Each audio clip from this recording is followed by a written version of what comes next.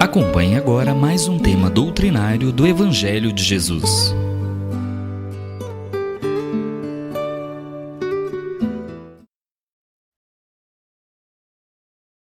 Boa noite, meus queridos irmãos. Mais uma vez, nos encontramos reunidos, mesmo sendo virtualmente, para mais algumas reflexões sobre o Evangelho segundo o Espiritismo. Essa noite, nós iremos refletir sobre o capítulo 24 do Evangelho segundo o Espiritismo.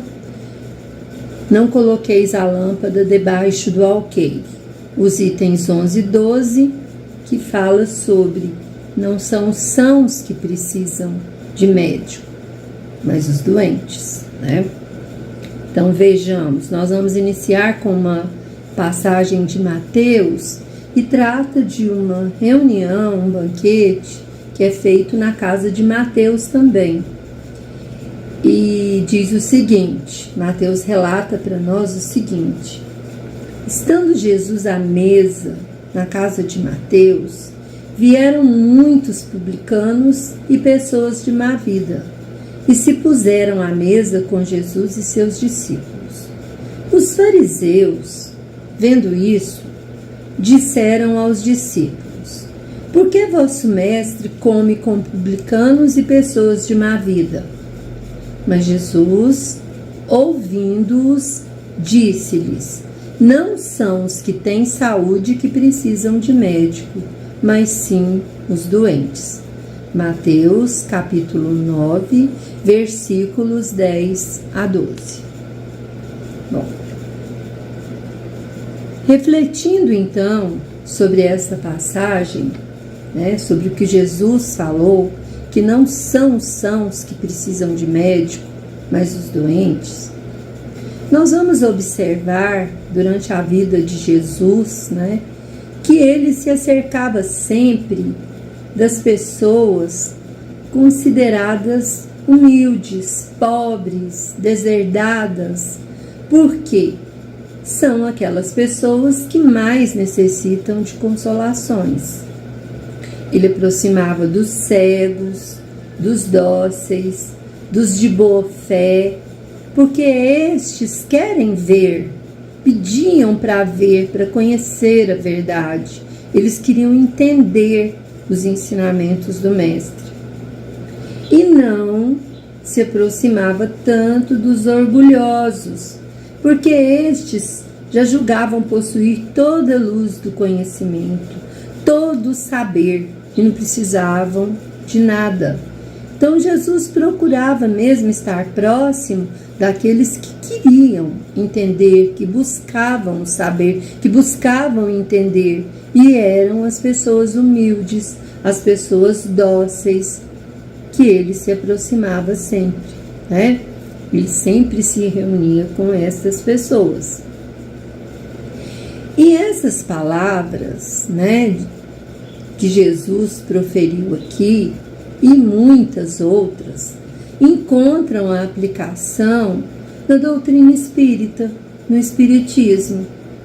O Novo Testamento, que conta a passagem de Jesus aqui entre nós, através dos evangelistas, que traz para nós também o Evangelho segundo o Espiritismo, porque o Evangelho segundo o Espiritismo está todo fundamentado no Novo Testamento. Então, mostra o Mestre Jesus se ocupando sempre das pessoas simples, das pessoas humildes, daquelas pessoas também muitas vezes consideradas de má vida, Jesus se aproximava sempre delas. Isto por serem estas pessoas, segundo as próprias palavras do Cristo, as que mais o ouviriam, por serem dóceis, sedentas de luz e mais necessitadas de consolação. Sendo assim, muitas pessoas se admiram de que a mediunidade, muitas vezes, seja concedida a pessoas indignas, capazes de a usarem mal. Então as pessoas ficam pensando por que a mediunidade é usada muitas vezes por pessoas que fazem uso ruim dela, utilizam para benefício próprio, se utilizam de uma forma errada da mediunidade, né? Não deveria ser assim. Muitas pessoas condenam às vezes a mediunidade ser assim e ficam muitas vezes em dúvida, não entendem. As pessoas muitas vezes acham que tão preciosa faculdade deveria ser atributo exclusivo dos que têm merecimento, daqueles que têm já uma evolução, que já têm maior merecimento para exercer a mediunidade. Mas nós precisamos entender, antes de tudo, que a mediunidade é uma disposição orgânica, da qual todo homem pode ser dotado. Da mesma forma como todo homem pode ser dotado da faculdade de ver, da faculdade de ouvir, da faculdade de falar, também pode ser dotado da faculdade mediúnica. Nós sabemos que tem pessoas que não têm a faculdade de ver, tem pessoas que não têm a faculdade de falar, nem a de ouvir. E também, assim, nem todas têm a faculdade mediúnica. Mas as pessoas podem ter estas faculdades e elas funcionarem perfeitamente, assim como a faculdade mediúnica. Falar, ouvir, ver e ver o mundo espiritual, comunicar-se com o mundo espiritual. São faculdades inerentes ao ser humano, que nós podemos ter, sim, que nos são atribuídas, né? E não há nenhuma dessas faculdades de ver, de falar, de ouvir, ou a faculdade mediúnica, que por efeito do nosso livre-arbítrio, o homem não possa abusar. Porque nós temos o livre-arbítrio. Deus nos deu as faculdades e a liberdade de usar essas faculdades, né? Por exemplo, se Deus não houvesse concedido a fala senão aos incapazes de proferirem coisas más, maior seria o número de mudos no mundo do que dos que falam. Imagina, a gente fala tanta coisa má, né, normalmente. Então, assim, a faculdade é inerente, muitos, né, as pessoas, de um modo geral, podem ter ou não. Depende de como reencarnou.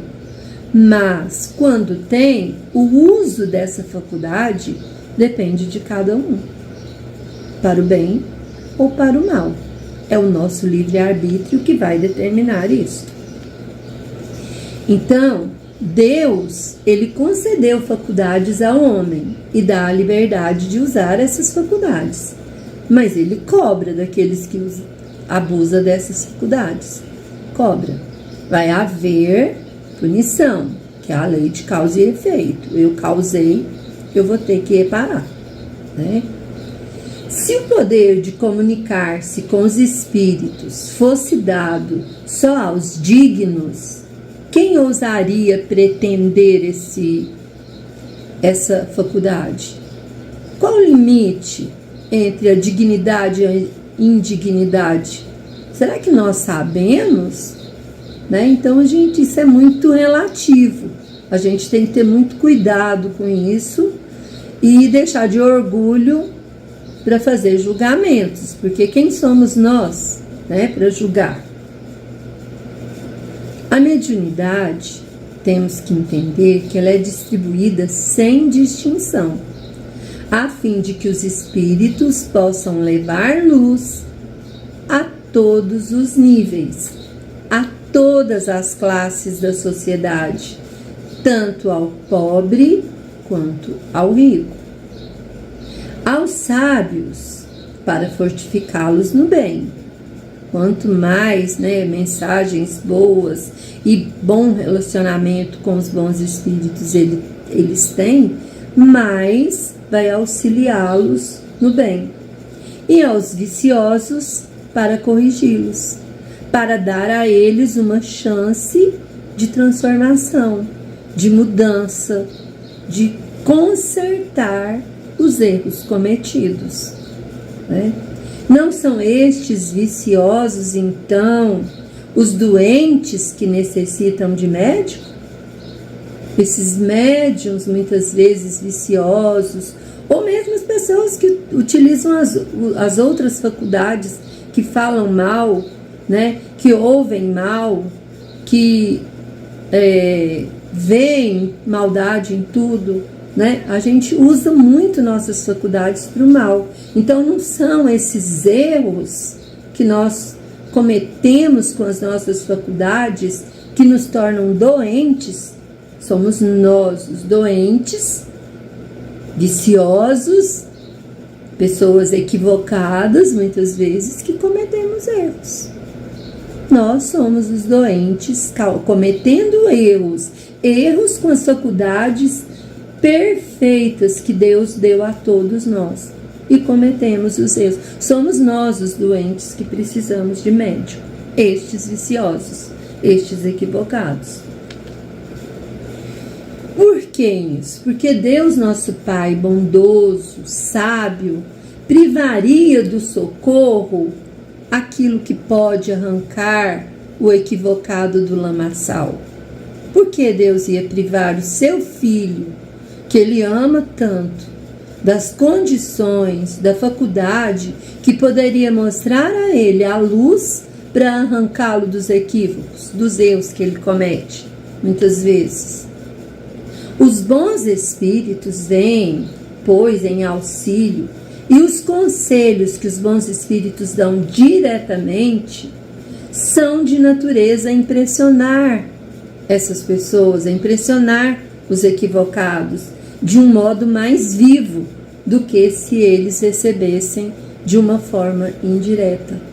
Então, quando nós recebemos, as mensagens espirituais, principalmente os médiuns recebem direto essas mensagens, eles recebem, quer dizer, é muito mais para uso deles primeiro e depois distribuir com os outros. Isso é muito importante a gente saber. Porque quando a gente, por exemplo, faz uma palestra, a mensagem da palestra ela é primeiro para mim, porque sou eu que recebo essa mensagem, que analiso, que interpreto, que reflito sobre ela para depois refletir com vocês. Eu sou a mais necessitada. E assim somos todos nós, Aquele médium que recebe a mensagem diretamente, ele usufrui dela primeiro, mais rapidamente, de uma forma mais direta, para depois transmitir para os outros. Então ele é o doente que precisa de médico. Deus, na sua bondade, para poupar o trabalho de buscar longe, a cura, o remédio, Ele coloca nas nossas mãos, na mão dos médiuns, daqueles que ouvem dos bons espíritos os conselhos, os ensinamentos. Agora, aqueles que erram, eles podem se desculpar pelo desconhecimento, se ele tiver escrito com suas próprias mãos, recebido, pelas próprias mãos, com seus próprios olhos, visto com seus olhos, ouvido com seus ouvidos, pronunciado com sua própria boca a sua condenação? Então, se não aproveitar a oportunidade, virá a punição. E que punição será essa? A perda ou a perversão da sua faculdade mediúnica. Os médiuns que utilizam mal a sua faculdade mediúnica, se não aproveitam a faculdade para o seu auxílio e dos demais, ele perde ou sofre a perversão da sua faculdade mediúnica. E aí, os maus espíritos vão se apoderar dessas faculdades para obsidiá-lo e enganá-lo. causando as aflições reais com que Deus fere os servidores indignos e os corações endurecidos pelo orgulho e pelo egoísmo. Então, aquele que desvirtua as faculdades mediúnicas, né, transformando aquilo em uso pessoal ou colocando em mau uso essas faculdades mediúnicas para coisas, né, erradas, equivocadas, para o erro, contrárias às leis divinas, eles serão punidos com a perda da sua faculdade ou com o desvirtuamento dela. Sofrerão a obsessão. Muitas vezes sofrerão a obsessão se não perdem a faculdade. E aí serão, né, submetidos ao sofrimento para que esses corações endurecidos pelo orgulho e egoísmo se dobrem. Uma hora mudem a sua forma de agir, de sentir e de pensar.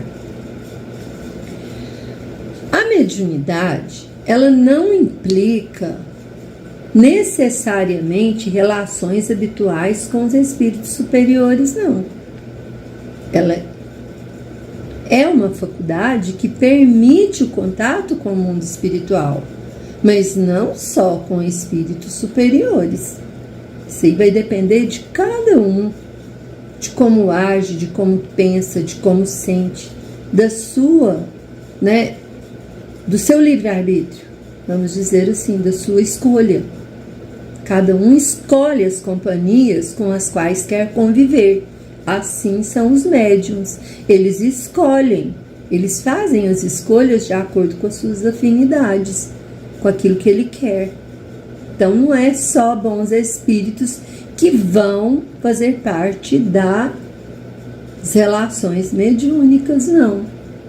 Pois ela é apenas uma aptidão para servir de instrumento de comunicação com o mundo espiritual. E é um instrumento maleável a todos os espíritos, sejam bons ou maus, espíritos em geral.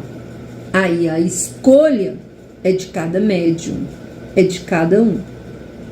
Portanto, o bom médium não é aquele que faz comunicações facilmente com o mundo espiritual, mas é aquele que é simpático e que se relaciona com os bons espíritos e é assistido por eles, só por eles.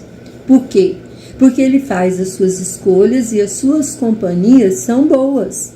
Ele pensa no bem, ele age no bem, ele tem condições de se ligar mentalmente aos bons espíritos e é assistido por eles. Estes sim são os bons médiuns, e não aquele que tem facilidade de comunicar-se, não. Somente nesse sentido, a excelência das qualidades morais é decisiva ao exercício da mediunidade. Então, qualidade moral é importante para a qualidade das comunicações. Se não tem boas qualidades morais, as comunicações não serão com os bons espíritos. Se ele não desenvolve qualidades morais, se ele não busca as qualidades morais, esse médium não vai se comunicar com os bons espíritos. Então, para se comunicar com os bons espíritos, para se ter boas, comunicações espirituais, é preciso de qualidade moral, sim. Então, para ter a faculdade não é preciso. Qualquer um pode ter essa faculdade e pode se comunicar. Agora, a natureza dessas comunicações depende das qualidades morais do médium, que ele escolhe ter, que ele busca ter, para poder ter boas comunicações, comunicações sérias, que é a que nós chamamos mediunidade com Jesus. E para finalizar essas reflexões nossas dessa noite, mostrando para nós que só aqueles que estão doentes, que precisam de médico, que os sãos não precisam de médico, eu trouxe uma mensagem do Emmanuel, que está no livro Fonte Viva, psicografado pelo Chico Xavier, uma mensagem que chama Alguma Coisa. E Emmanuel diz o seguinte para nós. O Emmanuel começa sua mensagem citando uma passagem de Lucas. Lucas também faz menção a esses dizeres de Jesus. Não necessitam de médico os que estão sãos, mas sim os que estão enfermos. Jesus, Lucas, capítulo 5, versículo 31. Quem sabe ler, não se esqueça de amparar o que ainda não se alfabetizou. Quem dispõe de palavra esclarecida, ajude ao companheiro, ensinando-lhe a ciência da frase correta e expressiva. Quem desfruta o equilíbrio orgânico, não despreze a possibilidade de auxiliar o doente. Quem conseguiu acender alguma luz de fé no próprio espírito, suporte com paciência o infeliz que ainda não se abriu para a mínima noção de responsabilidade perante o Senhor, auxiliando-o a desvencilhar-se das trevas. Quem possua recursos para trabalhar, não ouvide o irmão menos ajustado ao serviço, conduzindo-o sempre que possível à atividade digna. Quem estime a prática da caridade, compadeça-se das almas endurecidas, beneficiando-as com as vibrações da prece. Quem já esteja entesourando a humildade, não se afaste do orgulhoso, conferindo-lhe, com o exemplo, os elementos indispensáveis ao reajuste. Quem seja detentor da bondade, não recuse a assistência aos maus, de vez que a maldade resulta, invariavelmente, da revolta ou da ignorância. Quem estiver em companhia da paz, ajude aos desesperados. Quem guarde a alegria, divida a graça do contentamento com os tristes. Asseverou o Senhor que os sãos não precisam de médico, mas sim os enfermos.